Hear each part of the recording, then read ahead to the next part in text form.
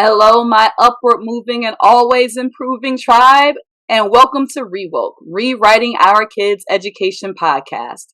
My name is Michelle Person, and we are on a journey to change the face of education. We are rethinking, re-examining, and re-educating ourselves and our children. On this show, we explore all facets of education. We educate ourselves about spirituality, physical health, mental health, and entrepreneurship.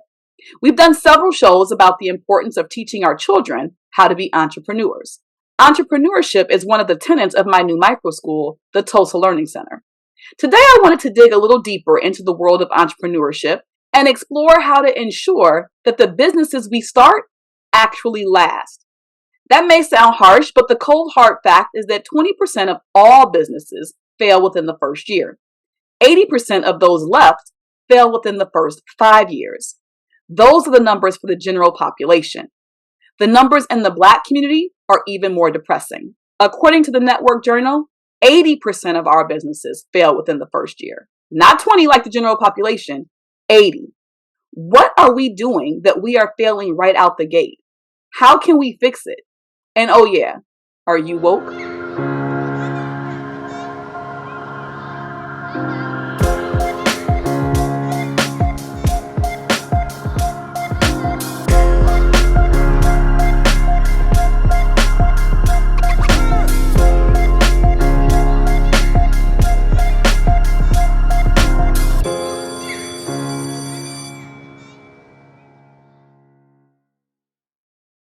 One of the most common reasons that business fail is the lack of capital or funding. Our guest, Nakia Magazine, is the managing director at Diversity Plus Incorporated, a firm that provides scalable business solutions and grant funding strategies to small businesses in construction, real estate, and transportation and logistics. Her innovative approach is based on years of diverse experience both in the nonprofit and for-profit sectors. Nakia helps woman-owned, minority-owned, and veteran-owned businesses expand their capabilities and operate from a business funding framework. And today, she is here to talk about how she does it. Nakia, thank you so much for joining us today. We are so excited to have you and talk about all things financially, fiscally sustainable. Yes. Thank you so much. Before we dive into it, can you tell the listeners about your journey, how you ended up in the position where you're able to help business owners come up with ways to sustain so that we don't end up in that 80% of businesses that fail within the first 5 years. Tell us about how you got to where you are. Absolutely. Well, first off, thank you so much, Michelle, for having me. So I started my entrepreneurial journey like most of us. I jumped headfirst into it. In 2009, I was tired of being an employee and decided that I wanted to leave full-time employment. And that was after getting my MBA. So I went to business school, and I'd like to say I went to business school knowing I was going to be an entrepreneur, but I didn't know how.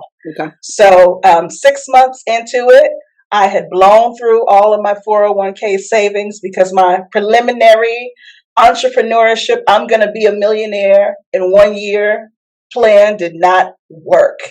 And I was forced with figuring it out. I was like, what am I going to do? I'm not going back to work. I was a total renegade and just could not face people like, oh, didn't you leave? Didn't you quit?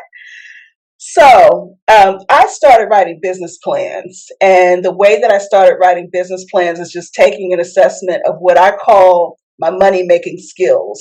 As an entrepreneur, when you get to that place where you've got to figure out how to continue to make it, got to take an inventory of how you can make money. So I have an undergraduate degree in accounting, and I had just finished B school. And so I literally started marketing on Craigslist, which was a hard gig. Wow. Yeah, Craigslist is that is not for the weak, man. It is crazy. It's the wild, wild west out there on Craigslist. Right. And so this was Craigslist, again, back in 2009, 2010. I did that for a while and really just stumbled upon an opportunity to be a consultant, a SCORE consultant. So working with the SBA, being resourceful relative to small businesses, helping them write business plans, helping them through their strategic planning process. I did that for about 3 years solid. And I got my first call from a nonprofit organization about 700 miles away from me in 2011. And the question was, are you a grant writer? And I took about 5 seconds. I was hungry and said, yes, I am. That is hilarious. People ask me all the time. We just started our first micro school, the Tulsa Learning Center, and that started. My story is similar in the sense that I started writing kids books. And that has grown from they say you write kids books. Do you do presentations? And it's the same thing. In 5 seconds, I was like, yeah, I do presentations. And then the presentations, exactly. Do you have a podcast or anything? I would love to listen to all the stuff that you. Yeah, I got one of those. Yeah, let me. But we're working on that too. Like we love your information. You should really package it and sell it. There should be a curriculum. My point is every bump in the road, it's a pivot. You know what I mean? Like every time somebody brings it to you, and you have to be like, yeah, I can do that. So I think the first thing I'm learning this morning is I am not alone. Everybody has to pivot. And that pivoting is with a plan. You pivot with a plan. Right. But pivoting it can be the thing that keeps you in business from being able to help you to grow. You have to be able to pivot. So so I love that you pivoted because you're helping so many people right now. So why this work? Why is this beyond the pivot and somebody asked you and you were hungry? Why is this work important to you? So my inspiration is taking people from 0 to 100. Honestly, I believe that we all have a fire and a desire inside of us, but some of us are closer to it, some of us are farther away. And to the extent that I can be instrumental in that, I really believe that that's my calling. I really do. So for me, it's bigger than retainers. Obviously, I have retainers, right? But for me, it's 6 months, 12 months down the line, really being able to share in partnership with an expansive business. Bigger reason, as an African American woman, most of our businesses are still sole proprietorships. What does that mean? That means we're still a one man, one woman show. And so when I say most, I mean 90% of our businesses are still one man and one woman shows. And so to the extent that I can help our businesses expand to entities and then pivot, we talked about pivot even further and expand the revenue base, that's creating economic progress. It's creating generational wealth. And to me, it's a real culture shift. So I just feel as I grow in this, I just feel like my responsibility becomes larger, right? Than just being a grant writer or being a consultant responsible for helping someone with strategic development. I love that you said that because when I was doing my research in preparation for this particular episode, one of in addition to, the stats on how many businesses in general fail, and then how many businesses of color, written by for Black people fail, the numbers are insane. Yes. The statistic is 80% of all businesses, not just Black businesses, all businesses fail within the past 5 years. But Black businesses, I think, it's even more than that. We're failing within the first year, within 18 months or something like that. We're 90. So there's not enough of us to even make it to the 80% because we're failing immediately. And what you just said, the reasons are varied, but a lot of them is because of lack of funding, access to funding, and not having a team. So the fact that you are addressing two of those very important factors that go into the question of why do they fail, not having funding, not having a team. I think you are walking right in alignment with your purpose right now, because those things are very, very important. So my next question is what do you wish that more small businesses knew about tackling those two issues, about grants, about fundraising, about how to avoid those big, huge paths. Those stumbling blocks in the road. What do you wish that small businesses knew, about, small grant writing and fundraising and avoiding those bumps in the road?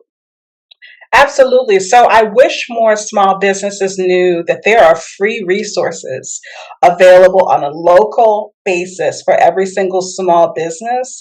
So this call is about sharing information. It's not for me really about marketing my services, but anywhere that you live in this country, there is an economic development office. You just have to look it up. That economic development office is paid by the US government to help with all sorts of small business questions. So you cannot be a business. You could not have a business idea and call one of these offices and be walked through how to register your business with the Secretary of State, how to obtain an EIN number, how to set up your business profile, what resources are available for grants, for loans, etc. That is free information. So let's just start there. One of the major stumbling blocks for small businesses is also level of awareness. It's not necessarily funding. In some instances, it is, depending on industries, but it's level of awareness. So there are also, relative to minority owned, women owned, and veteran owned businesses, there's this whole world of disadvantaged business certifications that helps you align to government contracts and local procurement opportunities and just aspects relative to your revenue stream that can take you from less than 100K to $1 million in 2 to 3 years relative to your revenue model. Mm-hmm. And that's all free information. Yeah. Wow. It's so funny that you mentioned that. So I mentioned earlier that I started off in books, and it was amazing to me when I started off. I had done like most of us, I'm a serial entrepreneur and did a business and it failed, did another business and it failed. But in that process, what you learn is you don't have to pay $500 to form your LLC. You don't have to pay somebody to set up your EIN because it takes 3 minutes on the internet and it's free. Thank you. So, I saw these self-publishing, these vanity press, when you say you want to write a book, and as soon as you do a Google search, because of course Google and Facebook, like they are the machines of the future. And as soon as you do that, some kind of way you appear in other people's search engines. And you have all these people calling you, like, you want to write a book? Like, here's an inquiry form. You do all this. And they try to sell you these packages. Well, ultimately, I had a friend reach out to me. Actually, it was my high school English teacher. And when he said that he saw that I wanted to write a book, and he private messaged me, and he was like, Michelle, he was like, be careful. Here's what people, here are the things that people are going to try to sell you. He was like, I wrote a book. Here's how I wrote my book, and I paid nothing. And so I was I've not talked to Mr. Belden, shout out to Mr. Belden, really since then. But that was an email a DM he sent me privately after he saw that I was looking to write a book, and my first book 6 years ago. And that one piece of information, I think, saved me thousands of dollars, because he was right. Yes. Like, people came out the woodwork and they were like offering to pay me. I mean, for me to pay, like, we'll set this up for you. And I'm looking through the list. I'm like, well, I can do that on the Secretary of State website. But $200, and you're charging me $500, and the EIN, I'm not paying you to set up my EIN. I'm not paying.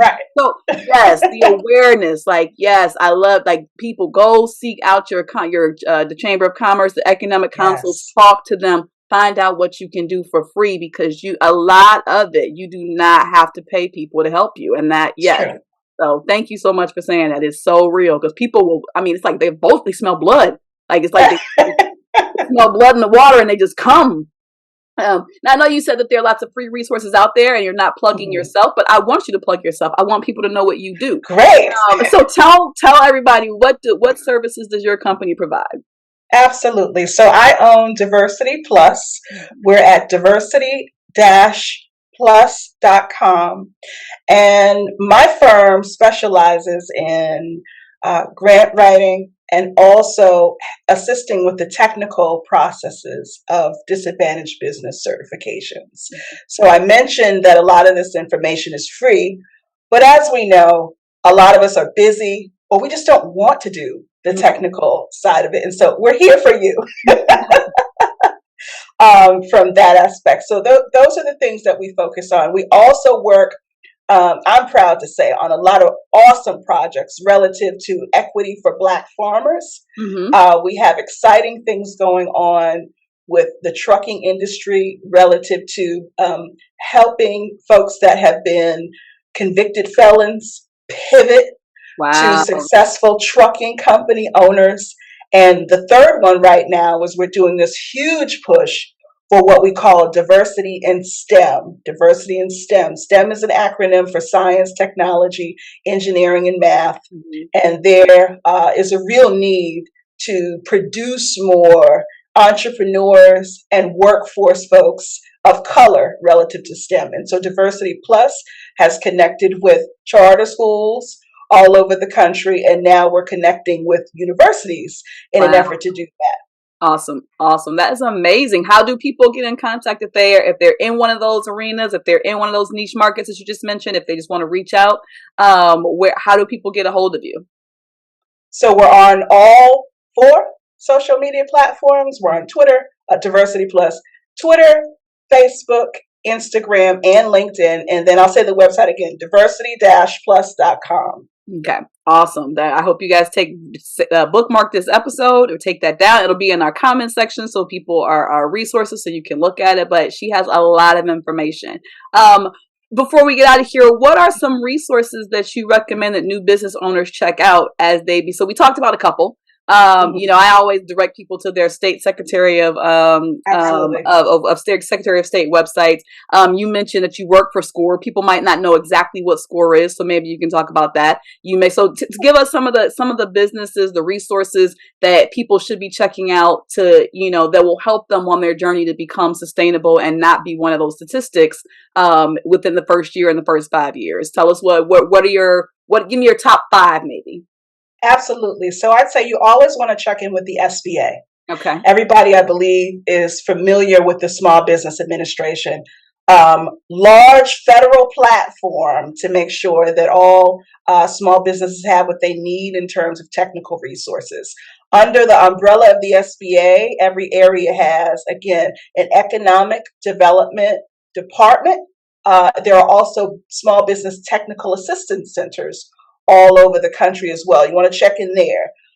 Number 3, I have 5 personal YouTubers that I like to follow relative to entrepreneurship and just motivation. And I suggest that every new entrepreneur does the same thing. Go to YouTube, follow 5 people that you love consistently so that you are embracing affirmation, so that you're staying motivated and getting good information.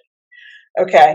And then last one, what I always do. So my industry is diversity.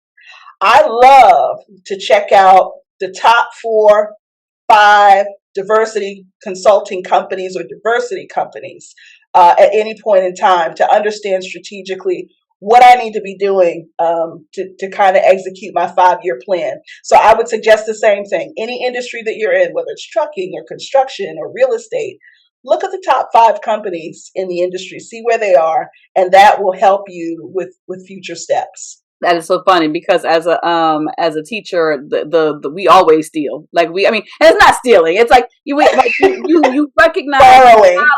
You borrow and you follow. And we are unabashed about it. Like if we see you doing something amazing in your classroom and it will help students, we will go to you and say, I need to. Where do I find that? Can you share that? That is the culture of in a great school culture, or sometimes it can get nasty, but in a great school, that's the culture, because the goal is for all of us to reach the same level that the master teachers are at. And so finding your master teacher, that was a great piece of advice. Finding your master, you're following the people who are masters at what they do in your field. And I love finding the YouTubers that you can follow. Yes. I thought I was the only person who did that. So so that is also an awesome piece of information. Nakia, thank you so much for stopping by with us. I think that you have really, really helped people in this instance start to think about beyond the idea. One of the things we talk about a lot on this show is when we talk about entrepreneurship, particularly with kids, is just getting the idea and just doing it and trying it. And so I think that there are some of our listeners who have listened and have done the idea and are in those beginning steps. So now I think the next steps are, like you said, like thinking about the long term and where those resources are so that you can continue to grow so we're not one of these statistics. So I appreciate so much for you dropping those nuggets. Hope you guys pick them up. And, thank you so much for being here. Thank you, Michelle. The SBA, your local economic development council, and YouTube. Totally free resources that anyone can access. I've said it before and I'll say it again. Creating your own empire might not be as complicated as you think. I want to thank my guest, Nakia Magazine, for taking time to speak with us today. Show notes, resources, and links to the things we've mentioned are available on our website at www.justlikemepresents.com. Make sure you hit subscribe and share this podcast with parents and educators in your circle. And if you wouldn't mind, leave us a review. It will help other people find the show and start them on their woke journey. Thanks for listening. And remember, if our children can see it, they can achieve it.